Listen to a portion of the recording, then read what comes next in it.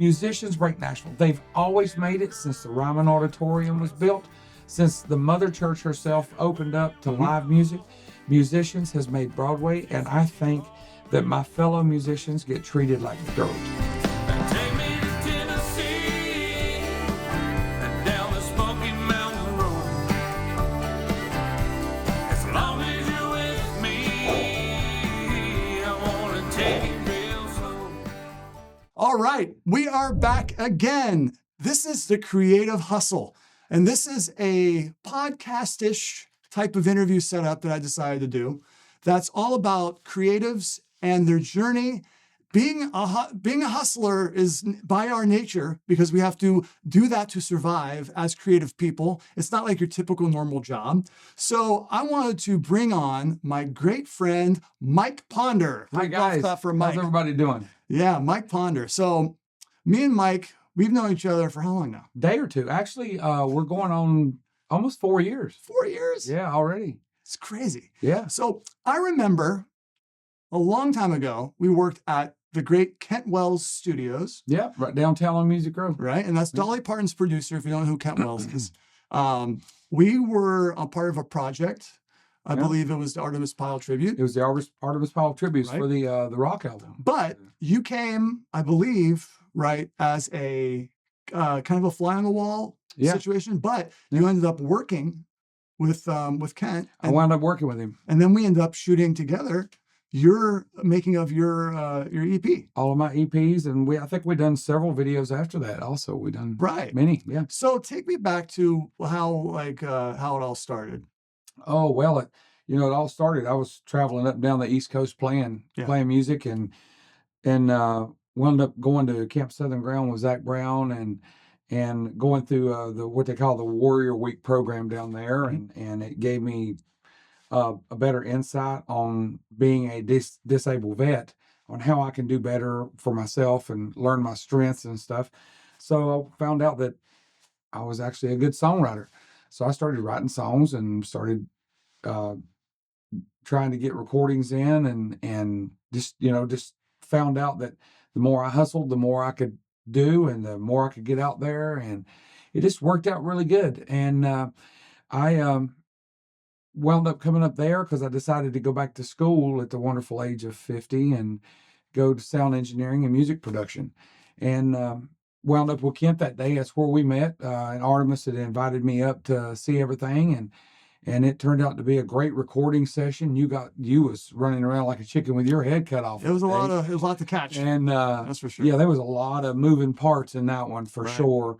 But after that, I met up with you, and that's when I contacted you, and we wound up doing some more studio shoots, and just making it happen. And the thing about the creative hustle is you never know, in the form of you on a job doing what you do, meeting so many great people, you have so many chances to have.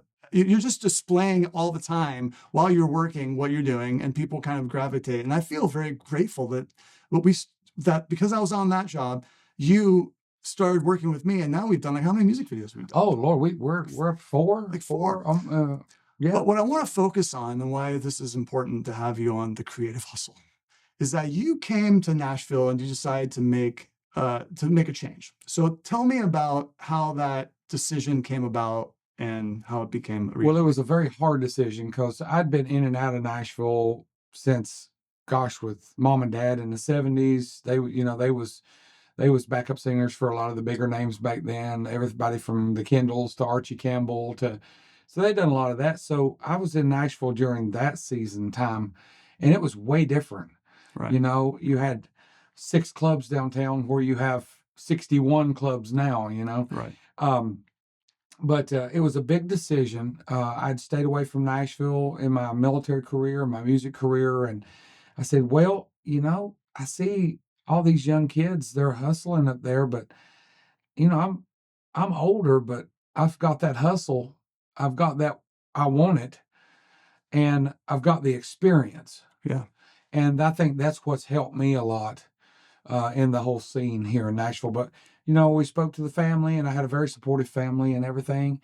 And we talked about it, and they finally said, well, let's jump in feet first and see what we can do. And here we are. The thing is, you were out on the road playing lots of shows. About 300 shows a year. Yeah, and it was the Steel Drivers, right?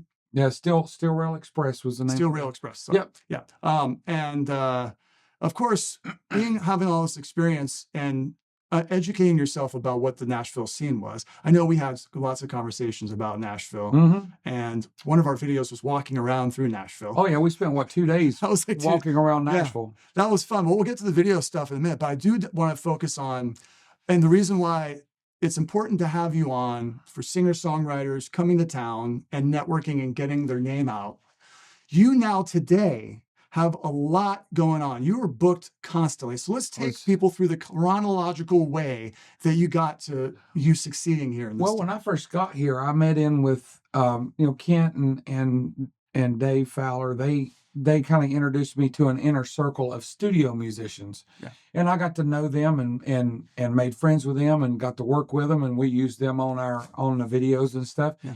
And then everybody that I met after that was friends of theirs and just started networking. And the next thing I know, I'm on the Strip. I am like one of the older guys, Mike Rojas, Mhm. keyboardist, phenomenal keyboardist. He goes, I want to explain, I'll give you one tip about Nashville. There's a ton of sharks in the water, and that's the positive side of Nashville. And I didn't quite know what he meant.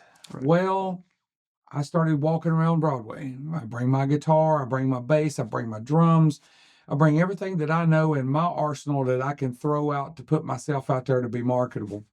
And I start networking with people, and I start meeting people, and I found out just exactly what he meant. Nashville is not for the faint of heart. Broadway is not for the faint of heart. For starters, you can't be sensitive. No. There's no sensitivity on Broadway. They'll eat you up and spit you out. You got to be ready to work. You got to be ready to put in the time.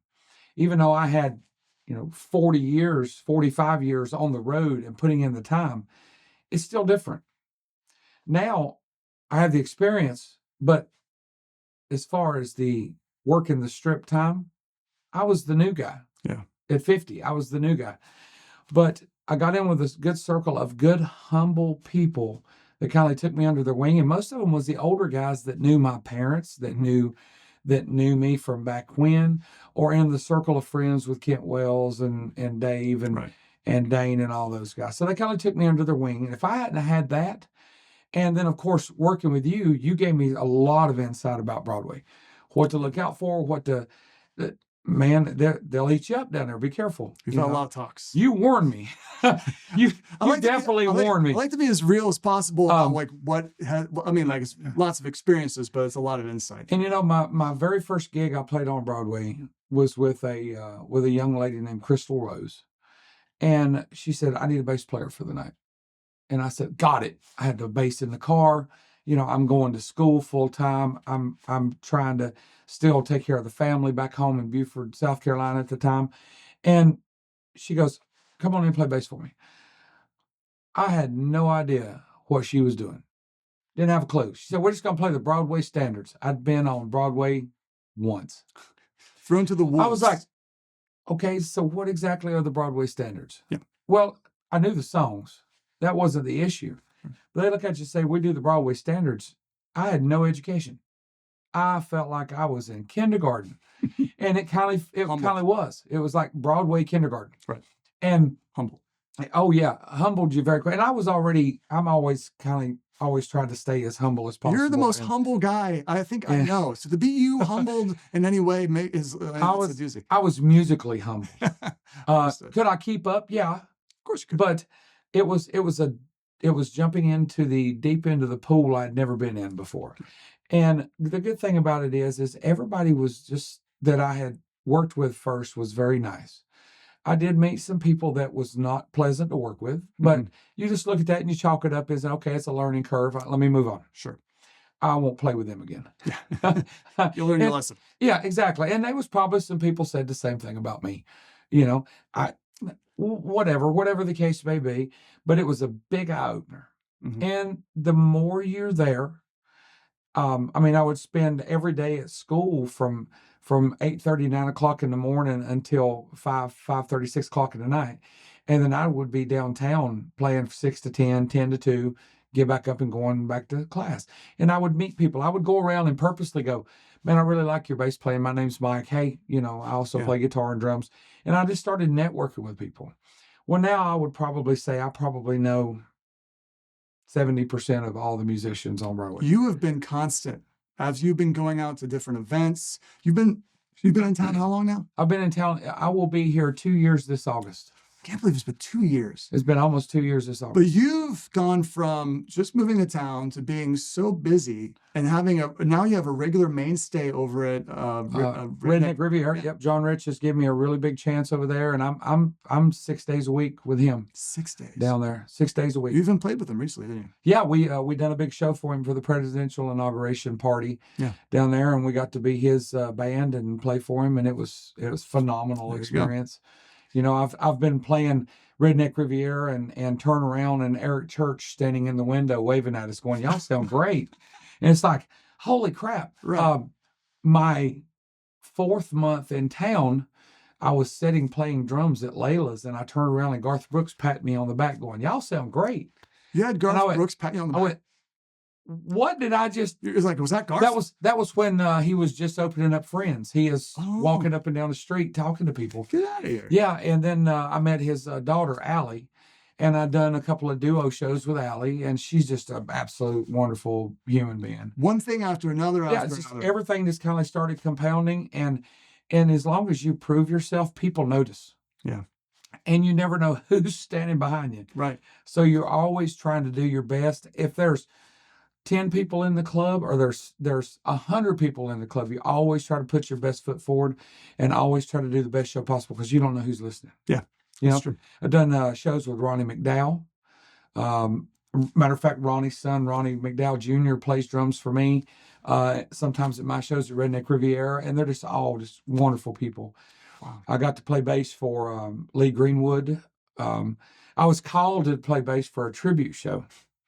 And the tribute show wound up not being, it was a tribute show, but the real artist was there. I didn't realize it. Right. So I'm standing on stage. Next thing I know, here comes Lee Greenwood for his first song. And I'm going, oh, what do I do now? Right. Just play the charts, and T.G. Shepherd, T. Graham Brown was there. Bobby Bear was there.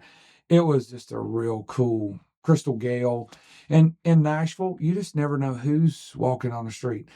Playing at Layla's back my first Christmas here, Lainey Wilson comes walking in. I went, crap, it's Lainey Wilson. Hello. I think this is what Nashville has now become. And it's become more commonplace where, you have the people that have gone further in their careers and named names for themselves are intertwined now with a lot of the Broadway players.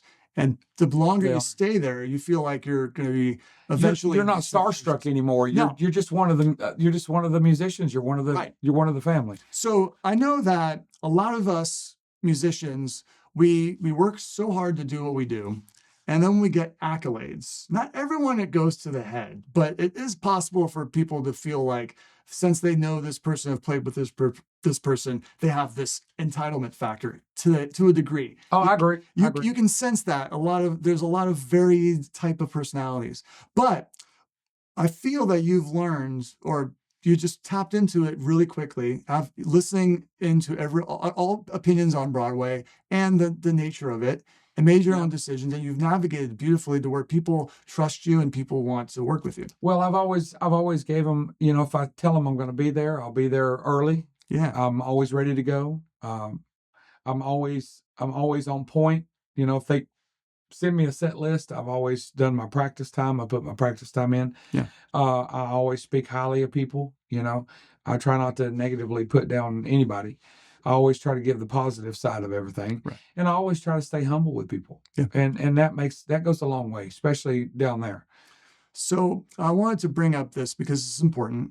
We've had some pretty interesting situations in the mental health world lately when it comes to the scene down there. Oh, that's a fact. And I wanted to bring this up because it's important.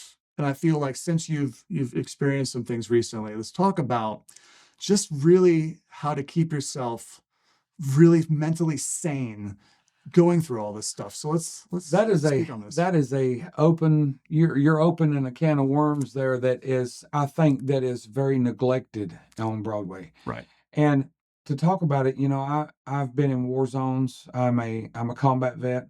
I've been injured and dealt with PTSD for years. Right. And playing on Broadway is a war zone. It truly is. Because you deal with, for starters, you deal with having to keep musicians working. Right. Second off, you deal with all kinds of different strengths and attitudes. And then you also deal with the tourist. And some tourists are absolutely wonderful. And some of them are the biggest jerks you've ever seen in your life. They like to take advantage. And you have everything from humble people to extremely entitled. Right. You have people that will try to jump on stage. I've had people, I wear a wireless headset mic in my shows. I've had guys try to rip my headset mic off on stage. The hell? It's like, and then Crazy. security's grabbing people, tossing them out on the street. Right. But I think a lot of, you get in such a grind in Broadway. You warned me when I first got here. And it was a good warning, but it was something, hey, I need you to look out for this. You will get in that group of people down there and you will start working and you'll see that, okay, the money's good. You're working hard. You don't have a life outside of it. Becomes institutionalized. And it becomes almost institutionalized. And if you're not prepared to handle that mentally, it will drain you quick. Yeah. And just to give you an example, when me and you started working together, I was 359 pounds. I've lost 122 pounds, and all I do is I go to work every day, and I come home. I'm humping gear up and down Broadway. It's a lot of work. I'm trying to eat healthier. I'm trying to stay in shape. Sure. You tell me, I'm in the gym all the time, and you're playing and doing work and running cameras and videos, and also as a drummer putting shows together.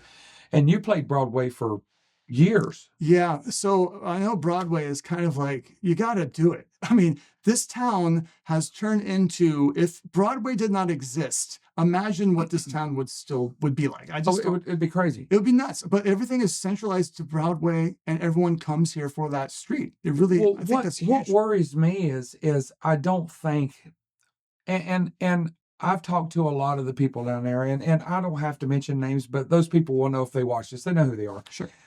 They are always fighting for us to get better bass pay. Right. They're always fighting for us to get better pay as musicians, because without musicians, Nashville's not going to exist. You can have clubs all day long. You can throw a DJ in there, whatever. But the musicians make Broadway. Yeah. Musicians break Nashville. They've always made it since the Ryman Auditorium was built, since the Mother Church herself opened up to live music. Musicians has made Broadway, and I think that my fellow musicians get treated like dirt. It's unfortunate. And it's very unfortunate. And the thing about it is musicians, they'll show up and they do good. Yeah. They put on great shows, and it's like they don't feel valued. Well, by not feeling valued, they deal with that mental letdown. And then it's huge. And some people, they don't show it. We just lost a very, very good friend. She's a very good songwriter.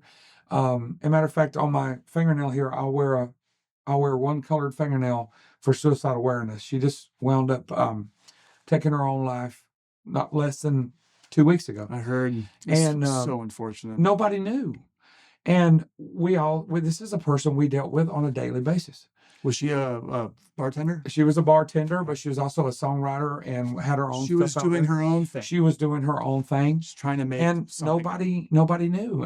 And I've heard other people saying, this is a hard life. Yeah. But they don't know how to seek help.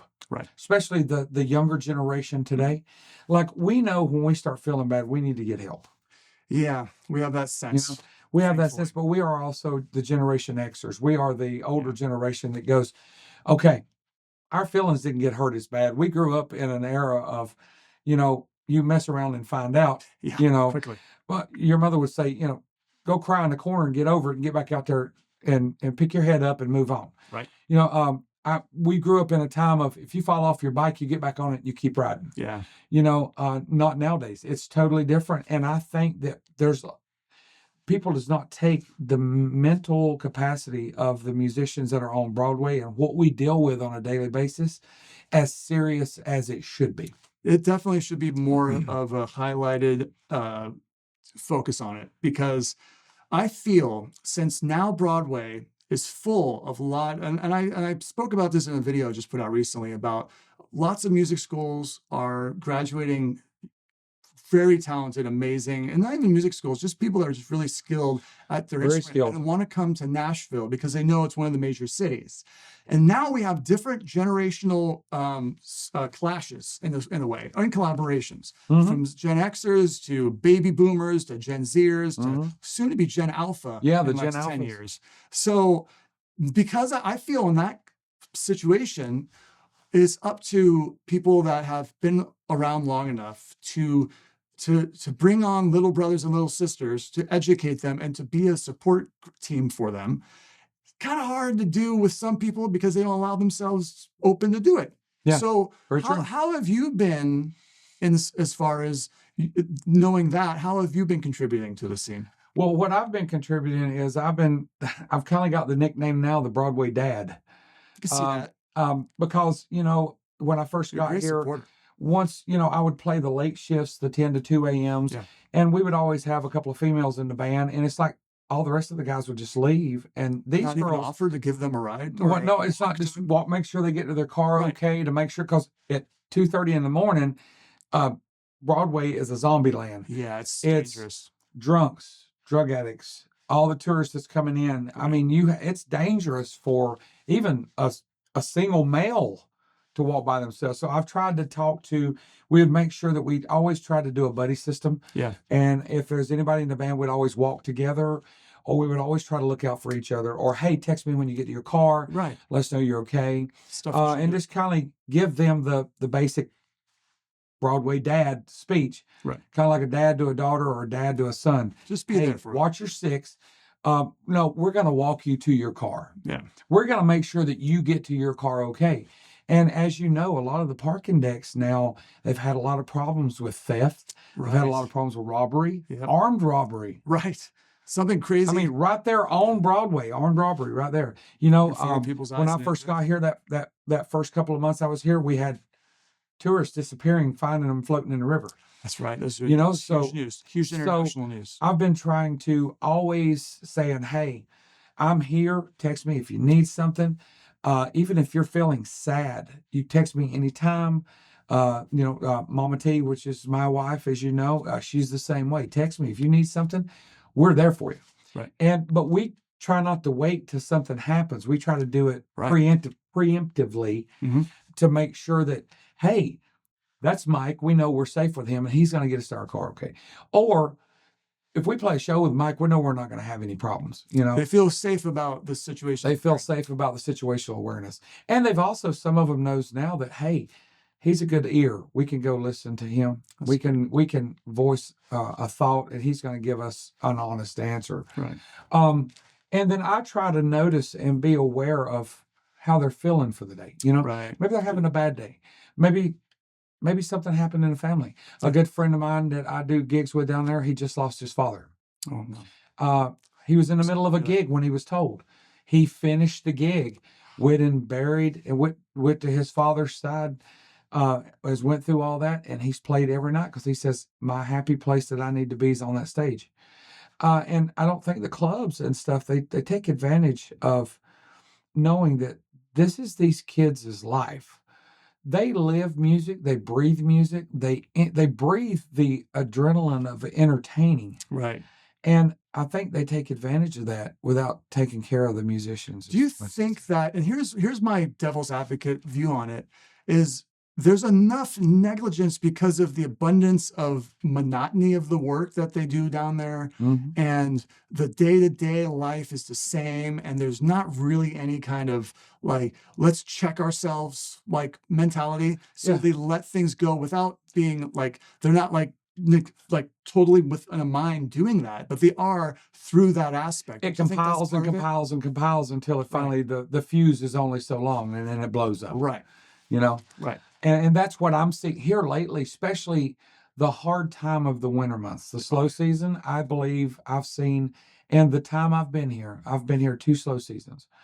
For me, it wasn't a slow season because I had that hustle and the get up and go Yeah. about staying busy. Right. I kept my mind occupied. And but a lot of and I say kids, I mean, I'm 51, getting ready to turn 52. I'm I'm a kid to some of the older players that are here, but now I'm also the dad of all the other kids because they're 18, 19, 20, 21, 23, 24, 30. They're so young. They're kids. They're so young and they don't know how to deal with the pressure Right. of what Broadway's going to throw at them. And that's a thing because Oh, it is. It's a huge thing because we think about it. I mean, it's like we're dealing with young adults. I won't say kids, adults, young adults having to go through the hardest parts of their lives, their 20s Mhm. and like beginning of their 30s in a public situation that's professional, making a lot of money, but the money is great in theory, but the aspect of what you deal with to earn that money just creates this mental like tornado inside their heads, and then that mental tornado turns into suicide. It turns into drug addiction. It turns into a very nasty spiral downward. Yeah, and that's the harsh thing. And us as the older people, like I don't drink. I don't smoke. I've never smoked. I don't do any kind of drugs that's not prescription by a physician that I have to take. Right. And I try to always be mindful and go, hey, you think you might have had a little bit too much today? Yeah. Are there something going on? Do you want to talk about something? I'm always asking that question. Yeah. And I see it. And when I first got here, there was a young gentleman of the age of 70 that's been playing in Nashville since he could walk. He looked at me and he says, most of the kids that come into town nowadays have a 90-day life expectancy. And I said, what do you mean by that? He says they got a 90-day shelf life. And I said, well, what do you mean? They said, well, they move here. They find out that rent's so expensive you can't afford it. Yeah. They find out if you don't find a good hustle to actually make money to pay everything, within 90 days, you're moving back home to mama or dad, or you're moving back somewhere to where you can afford. Right. So if you make it past that 90-day mark, you're going to be okay. Yeah. And I found so much truth to that. Right. Especially when a 1-bedroom efficiency downtown Nashville's $2,500. Yeah. And yes, you can walk to work, but for me, just parking alone is $250 a month just for parking. It's a lot. And there's I look at it like this. There's 4 gigs I got to pay for parking, Right. So I need 28 more gigs just to make ends meet, but it really weighs heavy. And then they fall into that dark spiral. And next thing you know, that 90 days is gone and they didn't know how to handle it and they failed. And the problem is they're so talented. Yeah. Talent in this world is amazing, but man, that going through the hard times and learning about life in general, especially going through your 20s, learning about life, you're going through so much. Well, being away from home for the first time and you get thrown into Broadway. That's the thing is that boot camp's not that bad. Right. Boot camp is not that bad. No, in comparison, I mean, if you think about it, you have all these young adults moving away from their homes for whatever age they've moved away from. So they're already homesick. And they're already homesick, especially if they have, a lot of people don't have connections with their families as close as other people. Okay. But some that do, or many that do, they're affected by being homesick and they make it a point to keep making sure they have that system for them, that support system. It's not there. Yeah. Here it's like you have to find that one person that's willing enough to do it. And I want to say you are definitely conditioned. Like you are running a thing called Wish for Our Heroes. Yep. Director of Wish for Our Heroes. And I can elaborate on it. We are a 501c3 foundation that takes care of active duty families. Right. Also, we do active duty families. We do veterans. We've helped out some police officers, some firefighters. So we are all 99% volunteer. Nice. We have one person that's paid across the United States, and we call her our accountant, and she hates all of us because we throw so much stuff at her. But we love her to death. She really takes care of everything. And my wife and I are directors here in Nashville for the state of Tennessee. Yeah. And we try to grant wishes for struggling kids, active duty member kids. Just in Tennessee alone, Nice. there's 900 families that was struggling last year. Really? That their kids, they was homeless. Their kids were homeless, active duty. So it's like, well, what do? And I'm just like, I don't know, where do you go from here? Right. But you took an active stance. Yeah. Took an active stance and everything. So. Well, you're definitely a great ambassador to people that need assistance and help. And you do it so naturally. It's a part of your personality, and it's a part of what you do. So yeah, so you're the perfect person for this. And we're gonna, continue to look out for our good friends out there and be an ear. There's so many outlets now online and even hot numbers like so you can call. There's hotlines. There's all sorts of things. They got the suicide prevention hotline for Nashville, or just a U.S. Mm-hmm. And we have a lot of veterans that are musicians downtown. That's the VA offers tons of service. Call me. I will get you in touch with who you need to. If I have to come and take you yourself, Yeah. That's what I do. So where would people be able to find more information about Wish We Were Heroes? Well, you can go to the description. Well, you can go to wishforourheroes.org, mm-hmm. or you can go to the mikepondermusic.com page, and there's a link right off the page for the website. That's awesome. So Mike Ponder Music. So now I want to go into a little bit about your career as a solo musician and artist. That is writing so tell me about what's going on now. Like, where are you now, and how have you? Well, we just released a song 2 weeks ago. It's called Barstool Confessions.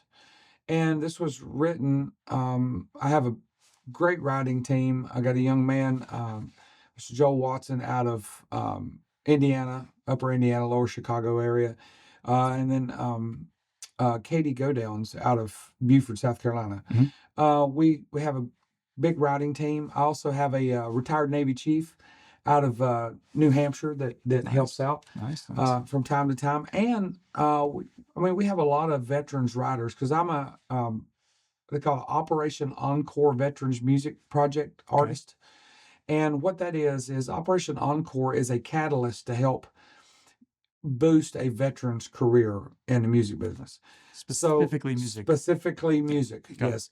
So they send us around to do national anthems for, MLB baseball games. Right. And like last year, I got to go up to the Red Sox game. Oh, cool. Little perks. I got to go up and do the national anthem with some other veterans for the Fisher Cats, which is a minor league for the Red Sox. Nice. So stuff like that. We get to travel a lot and do fun things, and we do solo shows at all the games. So we'll have singer-songwriter sessions with the veterans that are part of the Operation Encore guys, and we got a board of directors that really takes care of all the veteran artists, and 100% of all the veterans artists has been through Camp Southern Ground and has dealt with PTSD, has dealt with traumatic brain injuries, some kind of a combat injury. Mm-hmm. Is the reason that Operation Encore exists. They help those kind of vets that deals with those kind of problems. Right. And that's what Camp Southern Ground done to me. It showed me that even though I'm blind in one eye and I'm clinically deaf, I can still function and succeed. Right. Therefore, that's my hustle. That's what makes me hustle, because I have to do it twice as hard as somebody that can hear. Right. I graduated sound engineering school being clinically deaf. Wow. The VA denied me to have the money to go to school. Really? Because they said that it did not benefit me to do that vocational wise. That was their opinion. That was their thrown on opinion. you. So I said, screw you, Yeah. I'm doing it anyway. Yeah. And I did. And I Good for you. graduated. My certificate of completion sits right up there on my hearth. That's great, man. And it's, and I have Joe West, apprenticeship program to thank for that. Joe West. And he was a great mentor, still is. Oh, good. Yes. Anything I do, I can still bounce off of him. And he's a 28-time Grammy Award winning producer and songwriter. Not too shabby. Not friend too to have. shabby. Not too shabby. So I love him to death. He does a lot for us. And we're in your studio now, and you have a studio recording setup in this beautiful house you have. We do. We have a full studio. We Yeah. can track up to a 6-piece band here. It's a little tight, but we've put some great things out here. It's got a And lot of also, character. Joe allows me to use his big multi-million-dollar studio on top of the mountain up here in Nashville. And Not too bad. And it's wonderful, just the good circle of people Yeah. that I've met, Well, that to include you. You've been a wonderful help here in Nashville, and I'm very grateful to have met you, man. absolutely, I really am. And you've become not only a work relation, but a good friend, and I appreciate that. I love you.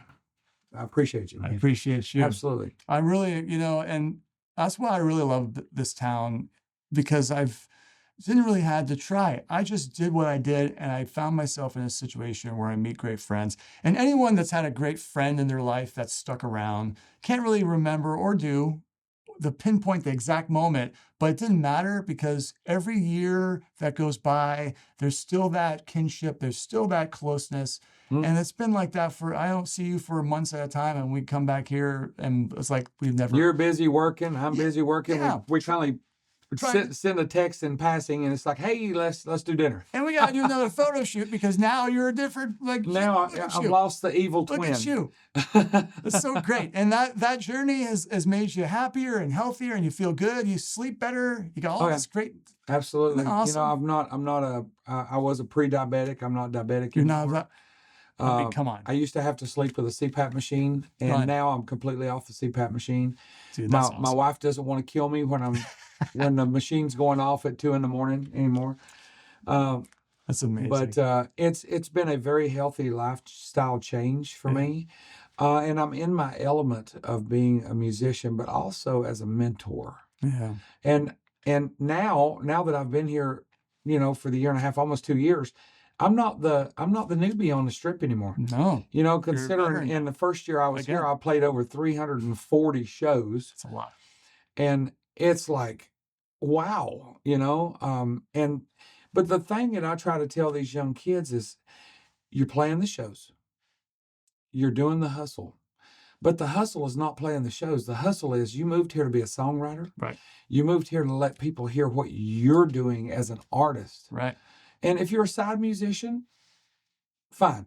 If you're bass, drums, you're still creating. Right. And I try to tell them, don't fall into the circle down there so much to where you stop creating. Yeah. Keep creating. If you have good songs, people's not going to know if you don't get it out there. Put it out. Right. What's it going to hurt? It never hurts to Do put the yourself hustle. out there. And Because you never know who's listening. it's true. You never know who's As listening. long as you put quality work out there. I mean, you collaborate with your friend, our good friend Tim McDonald, Yeah, you know, absolutely. the great keyboard master in town. And he's created so many. He's produced a lot of albums for people. He's so Just busy. produced just a full album in Jamaica at Bob Marley's studio. It's amazing. And it's like, but he's constantly doing tracks. He's constantly creative, just like myself. Here in the studio, this allows me, I can come up in my sweatpants and my t-shirt, and I can work all day, and then I can go play my gigs of a night. You have a But great I'm system. creating. Right. But also, me being that Broadway dad figure, I'm also trying to help the new kids that can't afford those big studios. And It's a lot. if you walk into Sony Studios downtown, you're paying $2,500 per song. Easy. They can't afford that. No. I mean, they're eating top ramen noodles right now just to survive, just to work on Broadway to make money. Yeah. So I've been trying to help that and put out, hey, you come and record in my studio, I'm just going to charge you a very small mastering fee. And now you got something you can give out, and it's quality. Because I'm not doing it. If I was doing it for the money, I'd have went broke a long time ago. Right. We do it for the love of it. And that is me giving back to these kids to say, hey, they're a great songwriter. People needs to hear that song. Right. Well, if they can't afford to put it out there, I'm trying to make it available to where they can. Yeah. You know, whether I need to get grants or sponsorships from somewhere else to help fund it or whatever I need to do. Right. So I try to help that, you know. You have a lot of resources, and you've used your years of experience to tap into to do good for other people, and you find gratification helping others. You're Yeah. very selfless. You're a very, very real and true person, and that has helped you just. I mean, that is a lesson in general where when today's society has pushed a lot of people to be some things that they're not. I think the industry, especially the entertainment industry of all industries, pushes a person to change themselves when they don't think they're being changed.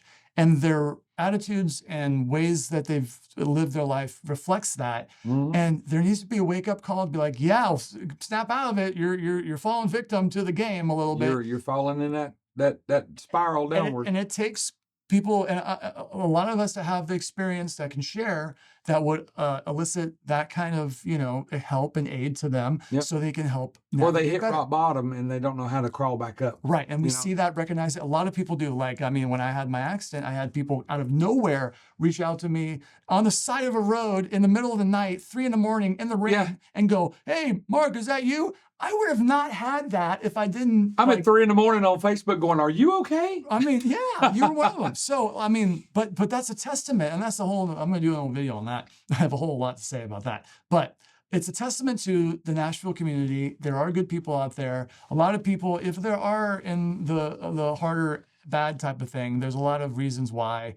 Is if you're empathetic in any way, you can identify it, help out, and make that. But on that note, I wanted to basically close out with Mike Ponder, the man, the legend in my mind and other minds. Oh Lord, And many legend in my minds. own mind. And your own mind. And just to see and talk about what is in the future for Mike Ponder, now that you have been here 2 years, have this beautiful studio, what's the plan? Well, as you said, there's got to be a creative hustle. Yes. And I'm constantly creating. I'm constantly writing. I'm writing with teams. I'm collaborating with other artists. I'm collaborating with some bigger artists right now also. And just have plans on being in the studio and getting a lot more songs out there. Nice. We're working on the podcast thing, trying to do the podcast. We've also got some stuff coming up for Wish for Our Heroes, the gala there. Excellent. And that's a constant hustle right there. Oh, it's a that's some constant. hustle. You get up of a morning and you're on the go until you go to bed. Right. And your day may be from 4:30, 5 o'clock in the morning till midnight or later. Sometimes 2:30, 3 o'clock in the morning if you're playing the late shift. It's a lot. So it's a hustle. But I've got, I'm hoping that, we all have that dream and aspiration that we're going to put out a song that people will be singing 100 years from now, Right.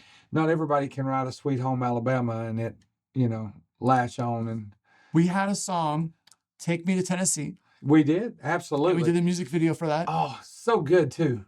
That was really interesting. And this is a testament to you never know what's out there, what's going to really hit. Is that Could not song, get radio time. Could not get any No. radio time. But that song went around the world, Yeah. and people were making up line dances to it. In less and than 3 dancing. weeks. That was 3 amazing. week span. You have to check out. We Take had Me to Tennessee. I'll put a link in the description. 187,000 views. 187,000 views That's a lot. in less than 3 weeks. Could not get anybody to play it on the radio, but it can go viral in a line dance. That's a And perfect who thing. knew? Line dancing has always been kind of there, but not in Yeah. a way. And now it's bigger than ever. Oh, it's huge. Yeah. It's huge. The line dance community is millions strong, and everybody's doing it. The problem is like I say, there's people out there that will love your stuff, but if you don't get it out there, they don't hear it. Yeah. So we just keep beating street, keep putting your stuff out there. Don't sit back and go, well, I'm just playing a couple of gigs this week, but I've got some songs I want to get out. You got to want it. Mm-hmm. You got to have the vigilance of getting out there and work to put it out. there's ways to get your stuff out there, especially nowadays. Everything is social media, Right. online. It's not like it was in the 70s. You had to go cut a record. Right. You had to get out and literally be a door-to-door salesman to try to sell your records, or you had to play all these gigs and sell records at your gigs. Nowadays, you do everything with a push of a button. Yeah. It's a different world. And it's harder to make money on your music because, as you know, it's in legislation right now with Spotify and all of the other people. You know, you got to have a million streams to make 10 cents. You know, it's hard for artists, but most artists, they write because they want to write. They don't write because they want to get paid. I mean, we all want to get paid, but Right. but in a sense, I guess what I mean is they write because it's in their heart and that's what they want to do. Yeah. You know, you play drums because it's in your heart and that's what you enjoy doing. That's an important thing, though, is that if you go back to the reason why you did it in the first place, and you ignore that, and you recognize the fact that you have been taken away from that mental space, from whatever circumstances have come your way in a town like this, you discover that, listen, I now know what I need to go do. I need to go back to my roots. Going back to your roots is not just a thing you say. It really does make a difference. Oh, it's huge. Because it helps reset you. It helps reset you, and it brings you back into, Right. hey, you know, like mom and dad, they used to do good old American country music, me growing up. And nowadays, you got people that's begging for good old country music because They're there. everything changed so much. Just like everybody loved Pink Floyd. You know, well, not everybody, but a big, huge majority loved Pink Floyd. Yeah. But then even the rock scene changed so much. Mhm. You know, everything has, I think, come full circle. But, you know, if we don't keep doing what we love, you know, life's about doing what we love, not what we want somebody else to love. Absolutely. You know, so I believe in doing good, feel good, and repeat. Right. So let's just recycle and rewash. Great words, know, man. I so- love that. You know, so Well, if you were to tell a newcomer, someone's been around the block a little bit and are coming to Nashville for the first time, or someone new, what would you say to them? What would be like your biggest advice? my biggest advice was check your attitude at the state line. And if you come into town and you're not prepared, be ready to get your feelings hurt. Don't come here with soft feelings. Come here with a stiff backbone. Come here ready to put in the time, put in the work, put in the networking, and stay humble Very much. with it. Don't start drama on Broadway. It is like a soap opera It's so bad. from a half. And I 95% of everybody on Broadway I just absolutely love. And I meet them, we talk to each other on the street, we walk to gigs together. Yeah. But don't come here with an attitude. You got an attitude, they will run you out of town. It'll be like a fox in the hen house. The farmer's coming looking for you. And read the room. And we for the crying out room. loud. Exactly. And we the room will vote you off the island. Yeah, that's true. And then you'll be like, oh, where am I going to work at? Because nobody's going to hire me now. Yeah, it is. Just be very humble. It's Be intense. be careful. Sometimes, as Daddy used to say, son, bite your tongue. Keep your mouth shut. Right. Listen, learn. Yep. On Broadway, listen and learn. And once you get to that level of where you're doing that and people knows that you're a good hang, that you're good to work with, that you'll show up on time, you know your crap, you will not have any problems finding work. They will keep you so busy. But if you come in and you've got an attitude, you try to stir up drama, you try to be nasty to people, you're not going to have a lot of work. It's gonna flow through there like the flu in kindergarten. Everybody will know your name within a week. So fast. Yeah, it's fast. And It's just crazy. be humble, but know your shit when you get here. Yeah. Be confident in your Be abilities, confident but in be your humble at abilities. the same time. If you're not confident in your abilities, don't take the gig. Don't take the gig. Good words there, man. If you can't play what they need you to play and you just answer an ad or you answer something and say, I've got this, and you show up and you're full of crap, that is one of the biggest ways of never getting hired back. Huge. Know your stuff. Now, if you walk in and say, listen, I don't know all of your stuff, but I've practiced a lot of it, people will understand that. But if you show up and you try to bullshit your way through it, No way. out. Get out. Yeah. Get out. And they'll call you on it right there. I've seen front artists fire you right there and put an ad out and have another bass player in 5 minutes. I love the. I'm waiting in my car with gear ready Ready to play. There's like several of them, always Online. always online waiting. Hey, we're in town with all of our gear. Oh yeah, it's like they're like, I'm gonna go downtown and wait in my car. Yep. And I know I'm going to get a call. I know it. I just know it. And most of the time they do. And most of the time they do. I know, it's crazy. Probably 80% of the time. It's very arrogant in my opinion. Like, I'm so damn good. I just have to like put out and someone's just gonna say, yeah. I mean, I see that too. Yeah. I mean, it goes kind of both spectrums. yeah. That's fun. But also, if you're eating top ramen noodles for the day, you can go and sit in your car down there and you'll probably pick up a double or a triple. Maybe. And if you're Depends on kind of the like instrument. myself, that's true. Well, if you're kind of like myself, my vehicle always has my drum stuff. It always has my bass You're rig. so ready. It always has my guitar stuff, so and it always has my acoustic stuff, just in case I get a solo gig at the last minute. See, and that's hustle. So it's like, there's where the hustle comes in. The hustle is strong. But I've had to learn every part, the drum part, the bass part, the guitar You're part. more than prepared.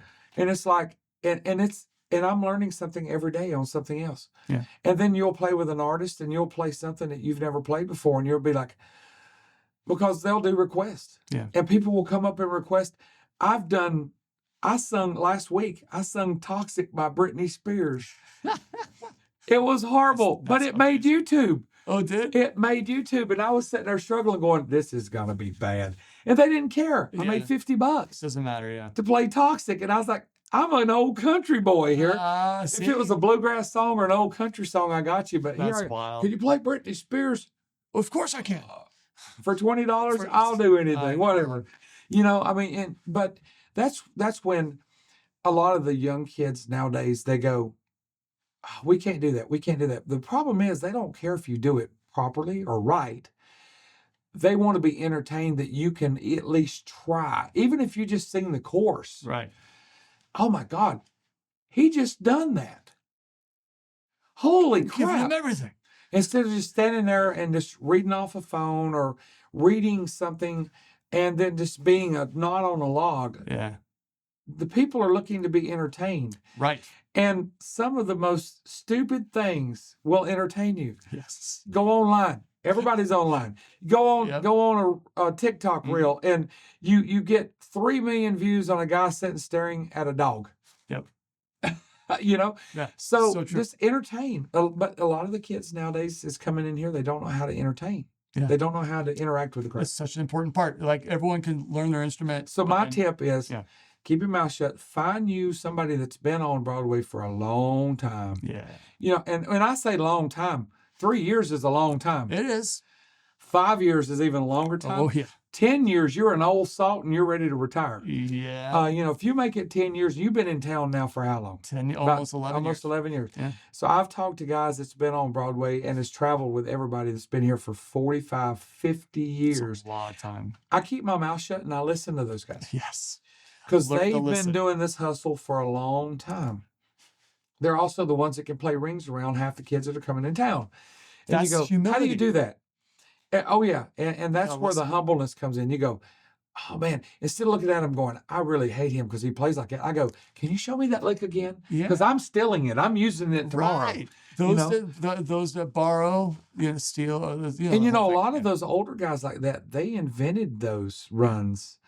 You know, where we, as the younger generation, we try to copy those runs. Right. These guys are the basis of, oh, man, you know, that's like me sitting down with Brent Mason or Johnny Highland, and you look at them and they go, oh my God, how do you do that? Right. You know, it'd be like me sitting down on drums watching Steve Brewster or Yeah. or Steve's watching you doing Pink Floyd. You're an amazing drummer doing Pink Floyd. Thank you. I can't play Pink Floyd. I could if I practiced it. Of course you could. But you do it with your eyes shut. And I'm just like, oh my God, you know. Well, you So go we with all what you have our know. wheelhouse. Yeah. You go with what you know what you're confident in, and you stick to it. Yeah, but you've also played country. You've played Lots of bluegrass. You've played everything because you had to know that. I mean, there's a basis of Broadway standards now is what, 2,000 songs? You know, it's funny. When I was in LA, I spent 8 years in LA. I remember getting fired from a rock gig because I talked to Sebastian Bach on stage, or I was yelling, and Sebastian Bach said, "Hey, what were you yelling or singing back there?" And the singer heard that and said, "Hey, were you trying to take some sort of credit for singing?" I'm like, "No, I'm a drummer." What the hell? Anyway, I got fired because See, of I that. fired because of that. Yeah, and then I was so depressed. That's so funny. So I went with my friend Mike. Was it Mike Baker? Yeah, I think Mike Baker.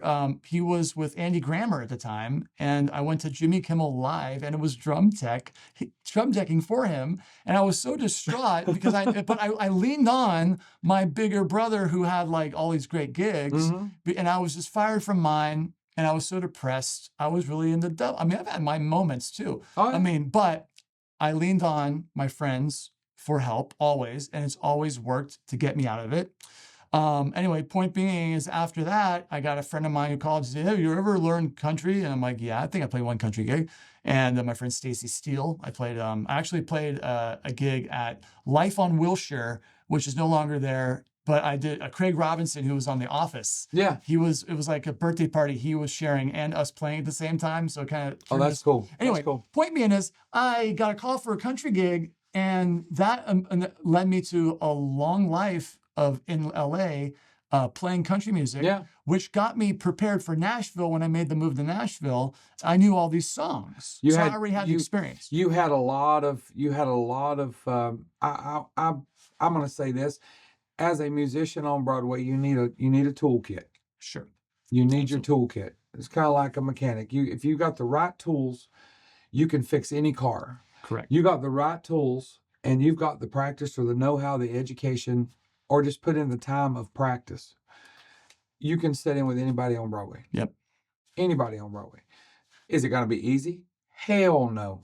They ain't nothing about Broadway easy. The only easy thing about Broadway is walking to your gig, because leaving your gig, you're dragging tail. That's the hardest thing is leaving. You know, you're excited going into the gig. You played your gig. You've spent all your energy, and now you're exhausted. And then if you play a double or a triple or a split triple, I can't believe people do 3 times a day, man. I've done quads. I've done 5 quads in the year, almost 2 years that I've been here. Taking 5 care of your quads. body is so important if you're going to do that. I figured that out after I said, my back's never hurt me like this. Why is it hurting like this now? Well, when you hold an 8 or 11 pound bass guitar for 16 hours, and you're standing in a 2 foot by 2 foot block without being able to move, that makes for a long day. It's not for the faint of heart. It's a long day. Sitting on drums, both cheeks go numb, and you're sitting back there going, "Oh my God!" And then you have. You're doing 4-hour shows at a time, and most of the guys, they don't take breaks. Nope. So it's 4-hour stint. You get 15 minutes to pack up, 5 minutes to get to your next gig, 15 minutes to set back up, and you're right back at 4 more hours. I've done double one or a couple times, not a lot, but when I did, I give everything I can the 4 hours with no break thing. I just look at it as a marathon. I haven't done that in a long time. But man, let me say that it's been a pleasure. Oh, absolutely. To have you on here. I wanted to have you part of this series because it's important. I'm interviewing a lot of drummers because I'll have friends that are drummers. Obviously, I'm a drummer. But I wanted to have singer-songwriters on here because I wanted to give a perspective of all the different avenues in which to survive in this business, even if it's in different cities. But Broadway, Nashville, since we live here, we have a lot to offer. And Mike Ponder is going to be out there in the world, even more so. Where can people find you? Oh, they can find me at mikepondermusic.com, or I play a lot at Redneck Riviera. You can go to the Redneck Riviera page. And you can also find me on the Operation Encore Veterans Music. It's operationencore.org. We're going to list all this stuff underneath. Yeah, and we'll list everything. And also you can find what we do with the Wish for Our Heroes. We just, and real quick accolade there, we just celebrated our 15th year anniversary with Wish for Our Heroes. And we hit the $40 million mark and granted wishes in the last 15 years. $40 million $40 is million. no small chunk of change. And since we came here and started the Nashville chapter, we're about $18,000 in donating for wishes here just in Tennessee. It's incredible. So there's a lot of good things happening. And I think that this coming year, 2025, is going to be a great year. It's looking up. I've already got like 320 gigs scheduled. And then we got our galas coming up for Wish for Our Heroes. You and I have things coming up. We got a lot of projects I think we're going to get to this year. It's got another photo shoot coming. Another photo shoot. Yeah. You can bring the smaller lens this time. It's not going to cost me double this time. No, it will not.